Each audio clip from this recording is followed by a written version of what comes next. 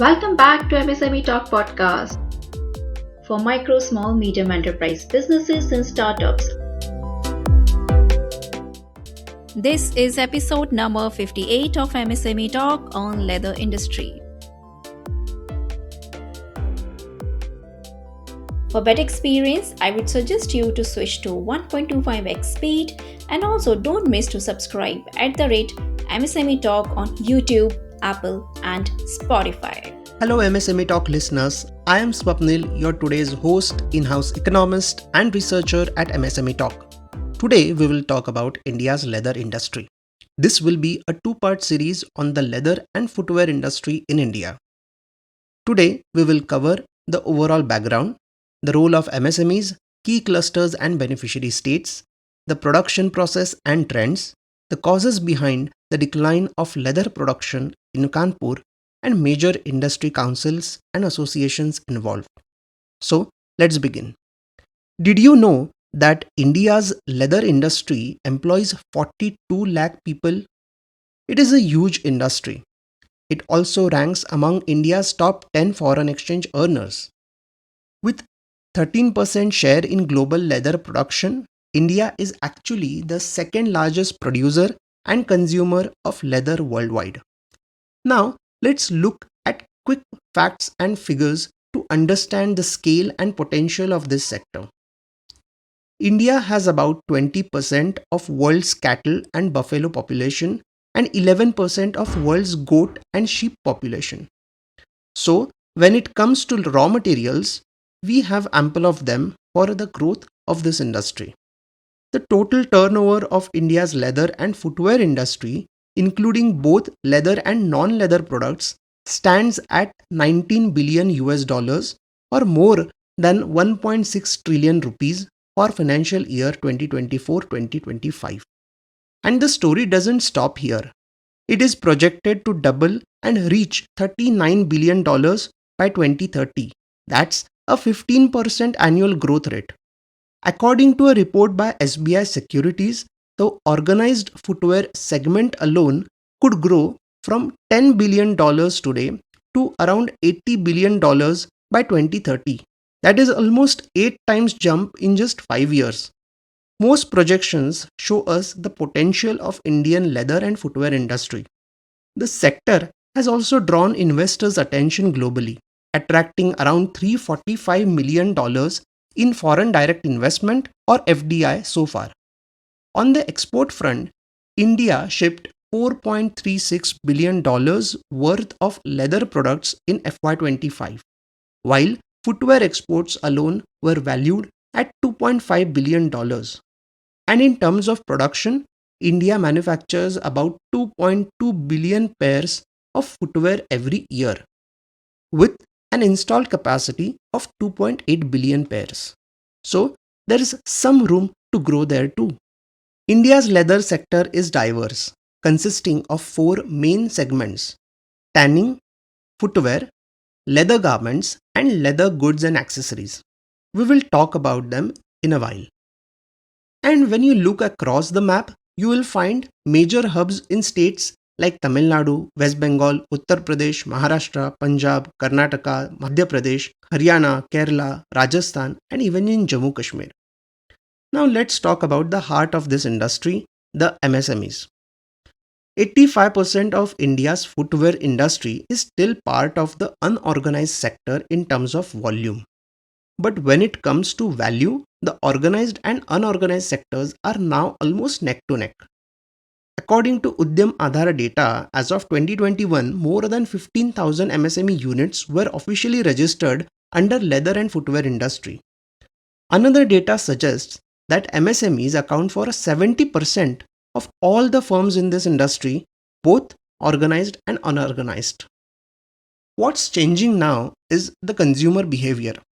As people's incomes rise and preferences evolve, there is a clear shift towards branded and high quality products. That's why analysts, including SBI Securities, expect the organized sector to expand rapidly in the coming years. Enough of numbers for now. Let's talk about the process. How is leather produced? How is footwear made? Let's dig deeper. One thing everyone knows is that leather is made from animal skin or hides as they are called. This process of converting raw animal hides into durable rot-proof leather is very complicated. It starts with curing in salt to prevent decomposition. Then it is soaked to remove some impurities. That is followed by processes like liming, fleshing, deliming, baiting, and pickling. Then we want the texture to be long lasting, and for that we apply some chemicals. Now, depending on what texture, color, or durability we want, we have different methods. Most tanneries in India rely on chrome tanning, which uses chromium salts. It is fast, efficient, and produces soft, flexible leather that's perfect for shoes, bags, and garments. But it can be harsh on the environment if the waste isn't treated properly. Then there's vegetable tanning, the oldest and the most traditional method. The process takes longer but gives firm, earthy smelling leather that ages beautifully, ideal for belts, saddles, and premium goods. Some tanneries go for a synthetic or aldehyde tanning, which replaces chrome with synthetic agents. This results in soft, light colored leather that is often used in garments or car interiors. It is hypoallergenic too. And finally, there are newer, eco friendly techniques like waterless, enzyme based, or zero chrome tanning that reduces water use and chemical waste. These are increasingly becoming popular as the industry shifts towards greener production. However, many MSMEs face challenges such as poor raw material quality, outdated machinery, high pollution control costs, and shortage of skilled labor. And that's why they cannot afford to adopt such newer techniques. After tanning, the hides are split, shaved, dyed, and finished through processes like fat liquoring, drying, buffing, and softening. Finally, the leather is graded and sent for cutting and product manufacturing. Long process, right? Well, I told you that it is not that easy. We find tannery clusters in Tamil Nadu, West Bengal, and Uttar Pradesh. Tamil Nadu leads with 40% of leather output and 45% of leather exports in India. Now, let's see how footwear is made. The process is similar to tanning initially, but footwear involves additional stages, starting with design and pattern making. This is a creative job. After tanning, the leather is sliced into precise pieces for the upper, lining, insole, and outsole. Then these pieces are stitched together, padded for comfort, and shaped around a foot mold called a last to form the shoe. Finally, there is polishing, adding laces or straps, checking quality, and packing. That's how our shoes are made. It is a lot of hard work and craftsmanship. But interestingly, the footwear business has low entry barriers. You only need about 6 months to set up manufacturing capacity and a few weeks of training for workers. We can find major footwear manufacturing clusters in Tamil Nadu, West Bengal, Uttar Pradesh, Haryana, and Delhi NCR. Then, let's quickly talk about leather garment manufacturing. Again, the process is similar to footwear. It involves pattern making, cutting, stitching, and finishing. India is the second largest exporter of leather garments globally, the fifth largest exporter of leather goods and accessories, and third largest exporter of saddlery and harness products.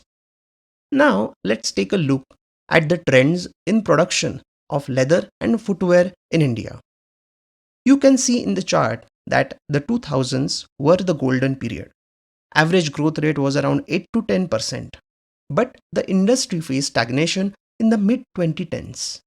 Then, since 2016, the industry was pushed into triple shocks of demonetization, GST, and COVID 19.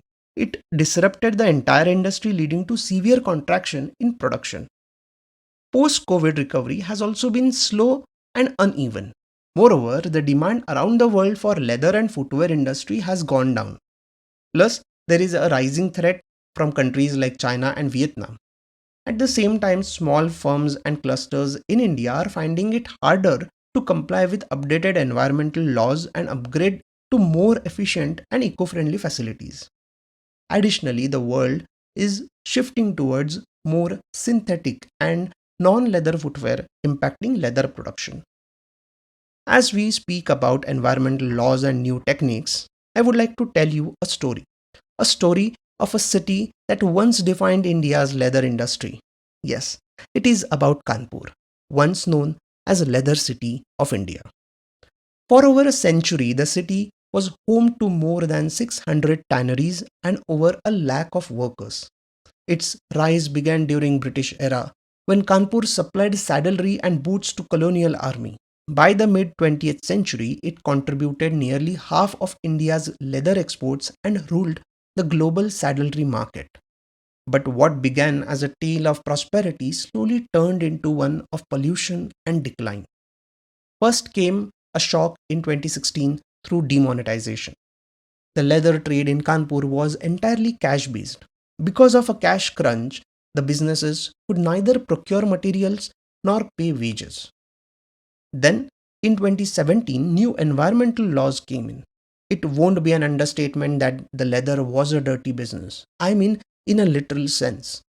The tanneries that gave jobs to so many people in Kanpur also polluted the Ganga River by dumping toxic waste into it, which also hurt cities' environment. As environmental regulations tightened, tanneries had to cut their output by half and could only run for a couple of weeks each month. If they broke rules, they faced big fines. These measures, while necessary for pollution control, were introduced abruptly, leaving small units unable to adapt. Effluent treatment costs skyrocketed from 2 rupees per hide to as high as 100 rupees. The ban on cow slaughter in Uttar Pradesh also restricted raw material availability, forcing tanneries to rely on lower quality hides from dead animals or to import semi processed leather from abroad, raising their costs further. As a result, many Kanpur industrialists located their operations to West Bengal or even to countries like Bangladesh and Vietnam, where compliance costs are lower and raw materials are easier to access.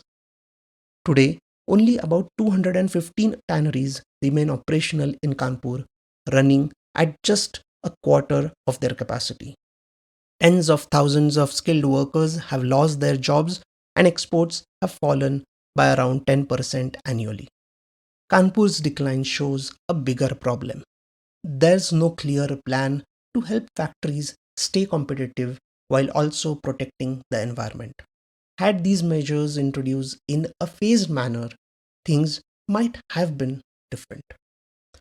Well, Kanpur was one of the major hubs in India. Uttar Pradesh has another hub in Agra, while there are numerous such hubs in other states.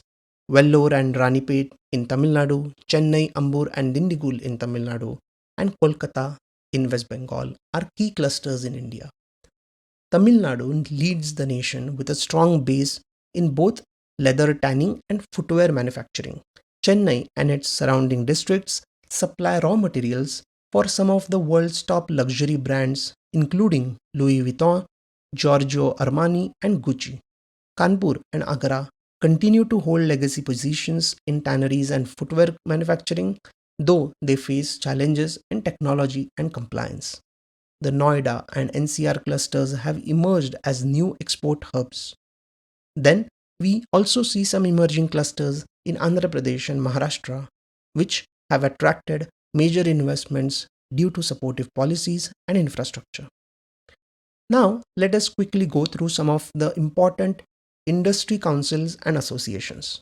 If you are into this business or want to know more about this industry, I believe these should be your touch points for any further assistance. The Council for Leather Exports serves as the apex body for exporters and policy advocacy. The Council for Footwear, Leather and Accessories CFLA promotes domestic manufacturing and works closely with initiatives such as Make in India and Skill India. The Indian Shoe Federation and Indian Footwear Component Manufacturers Association focus on manufacturing excellence, component supply, and design development. The All India Footwear Manufacturers and Retailers Association serves as a national network for footwear businesses. Skill development is directed by the Leather Sector's Skill Council and Footwear Design and Development Institute, both of which provide training and certification. Research and technological innovation are driven by Central Leather Research Institute under CSIR and the Indian Footwear Development Council, which focuses on MSME competitiveness and industry growth. India's leather and footwear industry stands at a crucial crossroad. We have seen how the production is declining, but experts also believe that there is ample potential in organized markets to grow. With combination of abundant resources, skilled and cheap labor, and a growing domestic market, this can be a reality.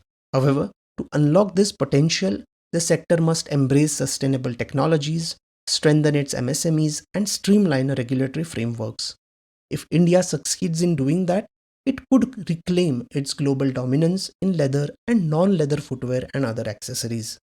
I have a lot more to share about this industry, but let's save this for the next episode. We will talk about India's leather and footwear exports, foreign investments, why demand is slowing down, environmental issues, and while Kanpur's story showed a decline, we will also hear about how Tamil Nadu is rising in this field. Send your thoughts, feedback, and suggestions to connect at msmetalk.com. And don't forget to share this episode on social media. Thank you for listening.